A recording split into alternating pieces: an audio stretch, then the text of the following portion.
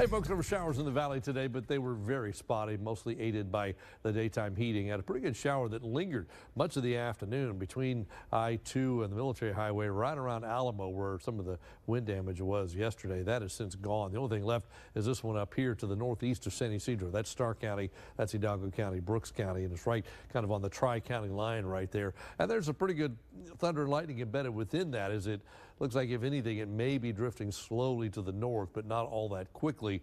Maybe crossing Highway 281, the leading edge, already doing that. So if you're going up that way, you may run into that. It shouldn't last all that long. It's not a particularly big storm, and it should stay away from the population centers of the valley, as most of the rain is done today. Not all. Future track suggests tonight stays quiet. Maybe a couple showers down to the south, a couple showers off to the north and west, but overnight, a pretty quiet night across the area. And during the daytime tomorrow, we'll go with partly cloudy skies with perhaps an isolated shower again during the afternoon, kind of like today. Nothing widespread. A couple places pick up a shower. Most places get nothing, and that'll be it for the daytime tomorrow. I think it ends up being pretty quiet after that, and Friday probably even less activity. So about 20% tomorrow. Then we're mainly dry on Friday and Saturday as the chance tapers off just a little bit. I think Saturday may end up being dry, but can't completely rule out a shower just yet.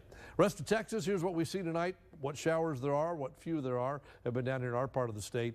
High pressure really in control. It's kind of a quiet weather map for the next couple of days. High will slowly move eastward, so our flow turns a little more out of the southeast, so that keeps the moisture flow alive. So we have humid conditions here, but not much to trigger any rain. No fronts in the area, no more upper disturbances in the area anytime soon. So that just means some clouds, especially late night and early morning, but at least a little bit of afternoon sunshine, perhaps an isolated shower. Now Friday into Saturday, the next system does move into the state. There's a dry line out ahead of this front. That's going to trigger some big time thunderstorms to the north of us. They should stay there, but there's a slight chance something could creep in Saturday. Now our forecast for Sunday is going dry because it looks like the stuff we talked about yesterday may be forming in central Texas and pushing south. Probably not going to happen. So Sunday may end up being a dry day. Looks like it'll be a dry day across the valley. Here's where our temperatures are right now. 80s valley-wide, except Rio Grande City at 94. Other end of the valley, 82 in Port Isabel. Lows tonight will be in the 70s every place, including 76 to the coast, 73 Harlingen, 72 in Weslaco. And then tomorrow, most of us back in the 80s again, except at the coast, and then 90s when you get to the western part of the valley. Winds east-southeast at about 5 to 15. The normal high now that we're into mid-May is 90. We're going 88, 90, 91 the next 3 days, so we'll be right around that normal mark all the way through the rest of the week and into the weekend. Travel plans for tomorrow. San Antonio starts the day a little cooler than we are at 69. Dallas, same thing, but they've got sunshine. San Antonio has clouds.